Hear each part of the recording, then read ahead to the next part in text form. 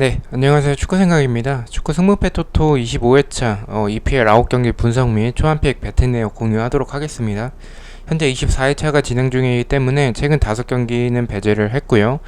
경기력 위주로만 간단하게 분석했다라는 점에서 최종픽과 조금 달라지는 부분이 있을 것 같습니다. 일단 24회차가 진행 중이고 24회차에 EPL 경기들이 포함되어 있어서 오늘 새벽에 있었던 경기들은 다 확인을 했지만 내일 있는 새벽 경기들을 보지 못하고 지금 배팅을 했기 때문에 그 내일 있는 경기들은 보고 나서 최종 픽에 반영을 하도록 하겠습니다.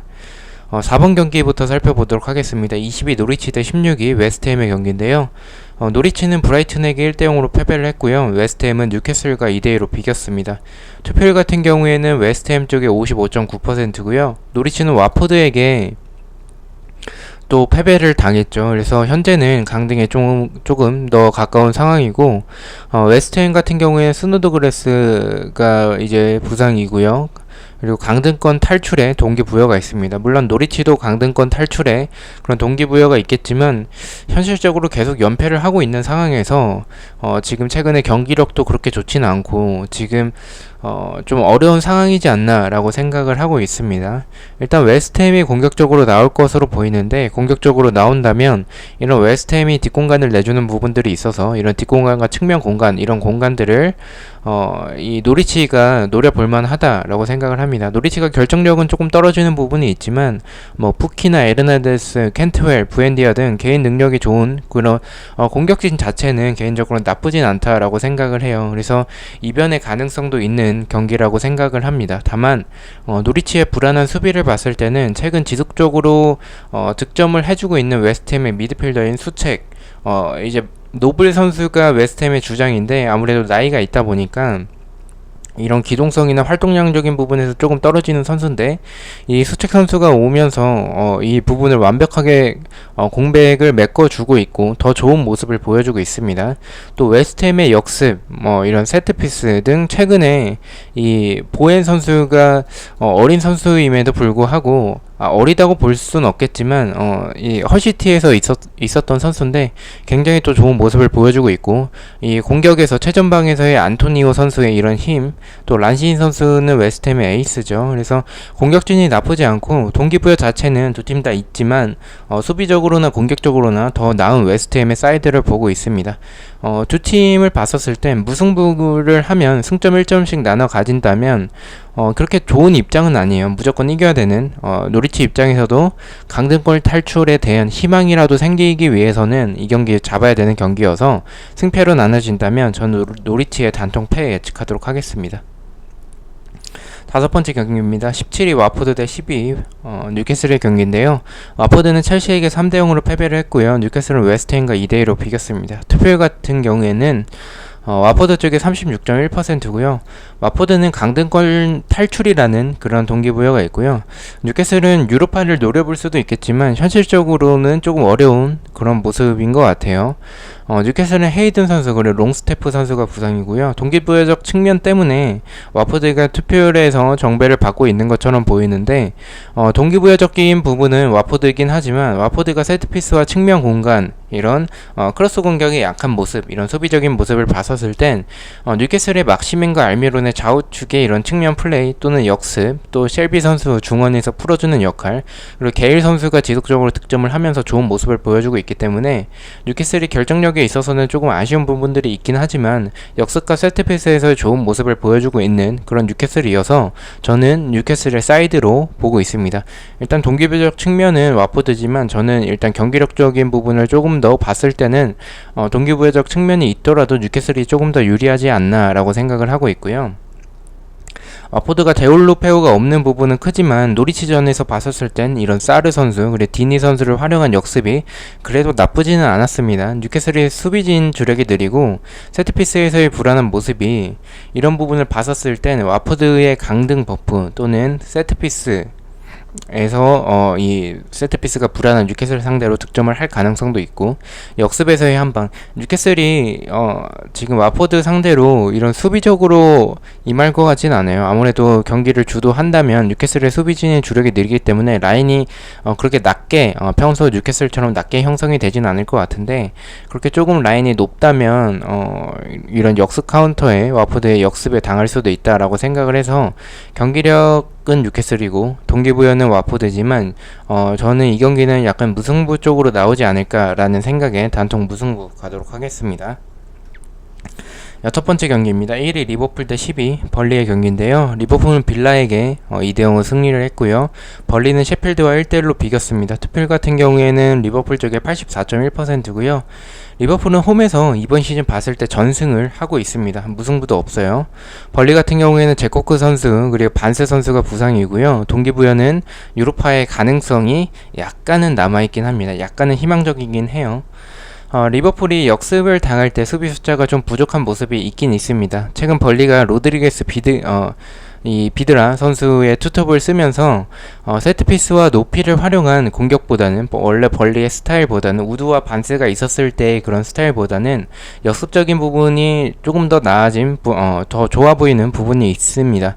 그렇지만 결정력이 좀 떨어지는 부분이 있고, 지난 경기도 결국에는 세트피스 득점이었고요. 수비적으로 중앙 공간 그리고 측면 그리고 뒷공간 이렇게 불안한 모습들을 봤을 때는 벌리가 역습이 엄청 좋다라기보다는 준수한 모습이어서 리버풀이 가끔 뒷공간을 내줄 때가 있긴 하지만, 그런 뒷공간을 이제 벌리의 결정력으로 해결을 할 수 있냐에 대해서 의문이 들고요.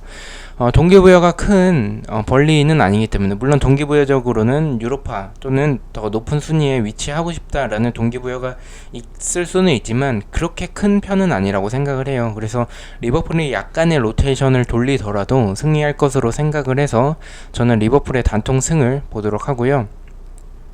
홈에서의 연승에 대한 동기부여, 그리고 이 홈뿐만이 아니라 리그에서의 연승에 대한 동기부여 자체는 그래도 리버풀이 있을 것이라고 생각을 하고 있습니다. 7번째 경기입니다. 9위 셰필드 유나이티드 대 3위 첼시의 경기인데요. 셰필드는 벌리와 1대1로 비겼고요. 첼시는 와포드에게 3대0으로 이겼습니다. 투표율은 첼시 쪽에 69.6%고요. 셰필드는 룬드스트럼 그리고 플렉, 이 미드필더의 중심 선수들이 부상이고요. 일단 유로파에 대한 동기부여가 있고요. 첼시는 캉테가 부상이고 챔피언스 리그에 대한 동기부여가 있습니다. 셰필드와 첼시 모두 홈과 원정에서 전적이 나쁘진 않고요. 두 팀 다 역습을 당할 때 위험한 모습이 좀 있고요. 체력적인 부분도 아무래도 조금 걱정이 되는 활동량을 많이 가져가는 팀이기 때문에 첼시는 지루가 선발로 지속적으로 나오면서 좋은 모습을 보여주고 있고요. 그리고 좌우측의 플리식과 윌리안은 정말 좋은 모습을 보여주고 있다라고 생각을 합니다.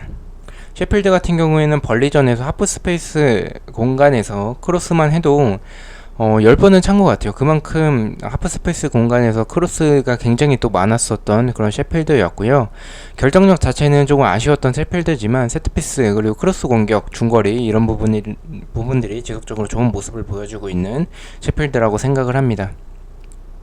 경기력적으로는 첼시의 윌리안, 플리식이 너무나도 좋고, 역습에서의 스피드를 봤었을 땐 두 팀 다 이런 역습에서의 위험한 장면들이 있는데, 그런 역습에서의 스피드는 첼시가 더 좋다라고 생각을 합니다. 그러나 첼시의 수비진이 오늘 있었던 크리스탈 팰리스와의 경기에서도 그랬고, 수비적으로는 이번 시즌 세트피스가 너무나도 불안하고 셰필드 크로스 공격에 당할 위험이 있다라고 생각을 해서 저는 이 경기는 약간의 이변의 가능성을 보고 셰필드의 무패 투픽으로 추천을 드리고요. 경기력 자체는 첼시지만 이런 이 수비에서의 불안한 모습은 저는 개인적으로 있다라고 생각을 합니다. 셰필드와 울버햄튼의 경기를 보고 나서 셰필드가 울버햄튼과의 경기에서 어떻게 플레이를 하는지에 따라서 이 최종 픽에서도 변동이 있을 수도 있을 것 같습니다. 저는 일단 첼시 사이드로 보도록 하겠습니다. 여덟 번째 경기입니다. 15위 브라이튼 대 2위 맨체스터 시티의 경기인데요. 브라이튼은 노리치에게 1대0으로 승리를 했고요. 맨시티는 사우스햄튼에게 1대0으로 패배를 했습니다. 투표율 같은 경우에는 맨시티 쪽에 81.7%고요. 브라이튼은 잔류에 대한 동기부여가 있고 아직 승점적으로는 확정이 아닌 거 조금 애매한 상황이고요. 맨시티는 크게 동기부여 자체는 없습니다. 아게로가 부상 중이고요. 맨시티는 원정에서 무승부가 단 한 번뿐이고 승 아니면 패배의 모습을 보여주고 있는데 현재는 연패를 하고 있습니다. 브라이튼은 무페이, 코널리, 무이, 트로사르 등 세트피스 그리고 크로스 공격, 역습이 좋긴 하지만 맨시티가 지난 경기 상대했던 사우스햄튼보다 역습에서의 날카로운 모습은 아니라고 생각을 하고요. 브라이튼의 결정력은 이번 시즌 뭐 내내 조금 결정력이 좋지 않은 팀인 것 같아요. 찬스는 그래도 어느 정도 만들어내는 것 같은데 수비적으로는 중앙 공간을 좀 많이 내주고 볼 처리가 불안하고 역습과 크로스 공격에 약한 모습이 있습니다. 현재 맨시티가 원정에서 연패를 하고 있는데 이번 경기 연패를 끊을 것이라고 생각을 하고 있고요. 또 맨시티가 원정에서 무승부가 적다는 점과 브라이튼의 수비를 봤을 땐 지난 경기 사우스햄튼에게 패배를 했던 맨시티였긴 하지만 골운이 좀 없었던 경기였던 것 같아요. 찬스들은 굉장히 많았었는데 다 아쉽게 빗나갔던 그런 슈팅들이 많았었던 그런 맨체스터 시티였고요. 공격적인 화력 자체는 강한 그런 맨시티의 모습을 지속적으로 보여주고 있기 때문에 저는 브라이튼의 단통 패배 예측하도록 하겠습니다. 이 경기는 이변을 보지 않고 상대 전적도 너무나도 우세하기 때문에. 자, 11번째 경기입니다. 6위 울버햄튼 대 11위 에버튼의 경기인데요. 울버햄튼은 아스날에게 2대0 패배, 에버튼은 토트넘에게 1대0으로 패배했습니다. 투표율 같은 경우에는 울버햄튼 쪽에 53.8%고요. 울버햄튼은 챔피언스 리그에 대한 동기부여가 있고 에버튼은 유로파에 대한 동기부여가 있지만 현실적으로 유로파까지 노리기에는 승점 차이가 어느 정도 있긴 합니다. 에버튼은 홀게이트, 이어비, 토슨, 델프 등 부상자가 많고요. 일단 두 팀 자체가 활동량이 좀 많은 그런 팀의 대결이고요. 에버튼은 히샬리송과 칼버트로 인해 투톱을 활용한 안첼로티의 플랫 442, 세트피스 그리고 역습, 압박, 크로스 공격 이런 부분들이 좋긴 한데 최근에는 조금 최근 경기력은 그렇게 좋지는 않습니다. 울버햄튼도 역습, 세트피스 중거리, 트라우레와 히메누스가 지속적으로 좋은 모습을 보여주고 있고요. 수비적으로도 두 팀 다 중간 공간 그리고 뒷공간, 측면 이런 공간을 내주는 그런 불안함이 있고요. 스타일은 어느 정도 양 팀이 비슷한 모습이 약간은 있지 않나라고 개인적으로 생각을 하는데 공격에서의 날카로움 그리고 최근 경기력을 봤을 때는 에버튼은 좋지 못하고 울버햄튼은 아스날에게 최근에 패배를 하긴 했지만 그 전에 연승을 하고 있었다는 점과 그 아스날에게 패배했던 경기 자체도 경기력 자체는 울버햄튼이 아스날보다 더 좋았었던 점을 참고를 했고요. 원정에서 에버튼이 좋지 못하다는 점과 동기부여적 측면에서 울버햄튼이 조금 더 높다라는 생각에 저는 울버햄튼의 단통 승리 예측하도록 하겠습니다.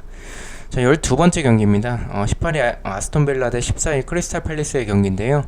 아스톤빌라는 리버풀에게 2대0 패배, 크리스탈 팰리스는 레스터에게 3대0으로 패배했습니다. 투표율 자체는 크리스탈 팰리스 쪽에 45.9%고요. 아스톤빌라는 맥타겟 그리고 웨슬리 선수가 부상이고 강등 버프가 있습니다. 크리스탈 팰리스는 톰킨스 그리고 케일 선수가 부상이고 현재는 조금 잔류에 가까운 상황이지 않나라고 생각을 해요. 크리스탈 팰리스는 오늘 첼시와의 경기에서 역습과 세트피스 등 벤테케가 득점을 했다 이런 점에서 좋고 항상 크리스탈 팰리스는 선수비 후역습을 하는 그런 팀이죠.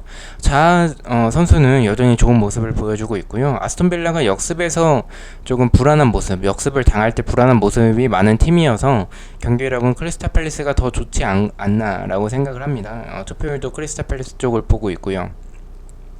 다만 크리스탈 팰리스의 동기부여가 높지 않고 아스톤빌라는 동기부여가 높다라는 점과 리버풀과의 경기에서 빌라가 보여줬던 잭 그릴리시, 엘가지, 트레제게 그리고 루이스 선수까지 해서 이런 역습, 세트피스 중거리 등 이런 크로스 공격도 그렇고 전체적으로 저 개인적으로는 좋은 모습을 보여줬다라고 생각을 해요.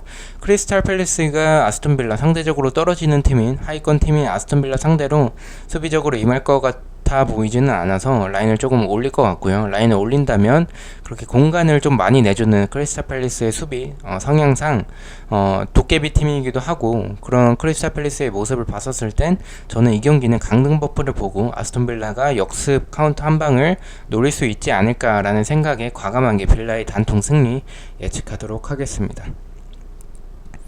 13번째 경기입니다. 8위 토트넘 대 7위 아스날의 경기인데요. 토트넘은 에버턴에게 1대0 승리, 아스날은 울버햄튼에게 2대0으로 승리했습니다. 투표율 자체는 토트넘 쪽에 43.9%고요. 토트넘은 탕가가 부상이고 아스날은 은케티아가 오늘 있었던 레스트와의 경기에서 퇴장을 당했고 부상자가 많습니다. 두 팀 다 유로파에 대한 동기부여가 있고요. 북런던 더비로 볼 수가 있습니다. 경기력은 최근에 아스날이 3백을 하면서 이런 티어니 그리고 사카, 오바메양 등 압박도 굉장히 또 좋고 역습도 굉장히 좋고 전체적으로 좋은 모습을 보여주고 있는 아스날이어서 토트넘이 압박에 고전하는 모습 그리고 공간을 많이 내주는 점 등을 봤을 때는 아스날 쪽으로 보고 있긴 합니다. 아스날 쪽이 조금 더 경기력은 좋다라고 생각을 하고 있고요. 다만 아스날 역시 뒷공간을 내줄 때가 있는데 이 부분에 있어서는 손흥민 선수가 있죠. 그래서 손흥민 선수가 이런 아스날의 뒷공간을 노릴 수도 있을 것 같아요. 또 최근에 무린유의 토트넘이 분위기가 안 좋긴 해도 이 두 팀의 경기는 빅경기, 더비 경기고 이런 경기들에 이미 있어서는 전술적으로 어느 정도 무린유가 잘 준비를 해올 것이라고 생각을 하고요. 아스날이 압박에 약하다는 점을 그 부분을 캐치를 해서 아마 이 압박에 약한 점들을 토트넘이 압박을 강하게 해서 노리지 않을까라고 생각을 하고 아스날의 뒷공간도 노릴 수 있을 것이라고 생각을 합니다. 저는 이 경기 유로파에 대한 동기부여가 있는 더비 경기고요. 두 팀 다 무승부는 크게 의미 없다라고 생각을 하고 있고 경기력적으로도 선제골을 넣는 팀이 이길 것 같은 그런 생각을 하고 있고 왜냐면 그 선제골을 넣는 팀, 선제 실점을 하는 팀은 라인을 올릴 거기 때문에 그 뒷공간을 라인을 올리면 뒷공간을 내주겠죠. 그 뒷공간을 노릴 수 있는 토트넘 그리고 그 뒷공간을 마찬가지로 노릴 수 있는 최근의 아스날의 모습이기 때문에 역습 카운터가 중요한 경기로 보고 저는 토트넘의 승패 투픽으로 가도록 하겠습니다. 개인적으로 무승부보다는 승패 쪽으로 나눠질 것 같은 경기라고 생각을 합니다. 자, 마지막 경기입니다. 19위 본머스 대 4위 레스터의 경기인데요. 본머스는 맨유에게 5대2로 패배를 했고요. 레스터는 크리스탈 팰리스를 3대0으로 이겼습니다. 투표율 자체는 레스터 쪽에 72.5%고요. 본머스는 스티브 쿡 선수가 부상이고 강등버프가 있습니다. 레스터 같은 경우는 챔피언스 리그에 대한 동기부여가 있고 페레라 선수가 부상이고 벤치렐 그리고 메디슨 선수는 복귀 예정이긴 해요. 이 부분은 지속적으로 확인을 해보도록 하겠습니다. 이 경기는 원정에서의 레스터라는 점과 레스터의 최근 경기력, 오늘 아스날과의 경기에서도 인케티아 퇴장이 아니었다면 무승부를 하지 못하고 졌을 수도 있을 경기였다라고 생각을 합니다. 본머스는 스타니슬라스 킹을 활용한 역습 그리고 세트피스가 좋았고 이런 중거리 브룩스 선수의 패스도 좋았습니다. 수비적으로는 라인 컨트롤이 제대로 되지 않고 뒷공간을 좀 너무 많이 내주는 그런 모습이 있습니다. 이 경기 강등 버프 그리고 레스터의 뒷공간을 생각을 했을 때 이변의 가능성이 높은 경기 이변이 나올 수도 있는 경기라고 생각을 합니다. 초안은 본머스의 수비 라인을 생각했을 때 오늘과 같이 레스터가 3백 그리고 윙백으로 올브라이턴을 쓰는 그런 멍청한 전술로만 나오지 않는다면 레스터가 본머스의 불안한 수비 그리고 이런 본머스가 레스터가 선제골을 넣으면 본머스는 맨유전처럼 라인을 분명히 올릴 거예요. 그리고 본머스가 수비적으로 임하긴 하고 있지만 원래 팀의 성격이 조금 약간은 공격적인 팀이어서 이런 공간을 많이 내주는 그런 본머스의 모습을 봤을 땐 레스터는 역습 카운터가 좋죠. 그래서 이런 반스, 메디슨, 바디, 이에나초 등 지금 레스터 입장에서 맨유가 바짝 쫓아오는 상황이어서 아마 맨유는 주중 경기도 이길 것 같은데 그렇게 된다면 레스터 입장에서도 급한 상황이기 때문에 저는 두 팀 다 동기부여가 있지만 저는 경기력적으로 본머스의 단통 패배 예측하도록 하겠습니다. 자, 이렇게 해서 14경기 분석을 마쳤고요. 초안픽은 2,000원만 베팅을 했습니다. 금요일 오전에 최종 픽이 올라갈 예정이고 토요일 새벽에 축생픽과 독식픽 올리도록 하겠습니다. 간단하게 말씀드리면 2,000원으로 베팅을 했고 조금 2픽 그리고 3픽으로 지운 경기들은 약간 이변의 가능성이 있는 경기들 위주로만 체크를 해놨고요. 일단 첫 번째 경기 전북승, 포항의 승, 세 번째 경기는 인천의 무패 쪽으로 봤었죠. 상주 사이드로 봤었고요. 네 번째 경기는 노리치의 단통패, 다섯 번째는 와포드의 무승부, 여섯 번째 리버풀 승, 일곱 번째는 첼시 사이드 무패 쪽으로 보고 있습니다. 이변의 가능성을 조금 보고, 여덟 번째 경기는 브라이턴 패, 아홉 번째는 대구의 패, 열 번째는 이 경기는 지웠었던 경기여서 승무패 다 했었는데 일단은 무승부를 가져가 봤습니다. 11번째 경기는 울버햄튼의 단통승, 12번째 경기는 아스톤빌라의 이변을 보고 단통승, 13번째 경기는 승패로 투픽으로 가져가 봤고요. 14번째 경기는 버머스의 단통패. 이렇게 해서 14경기 분석을 모두 마치도록 하겠습니다. 금요일 오전에 최종 픽으로 찾아뵙도록 하겠습니다. 시청해주셔서 너무나도 감사드리고 구독과 좋아요 너무나도 감사합니다. 감사합니다.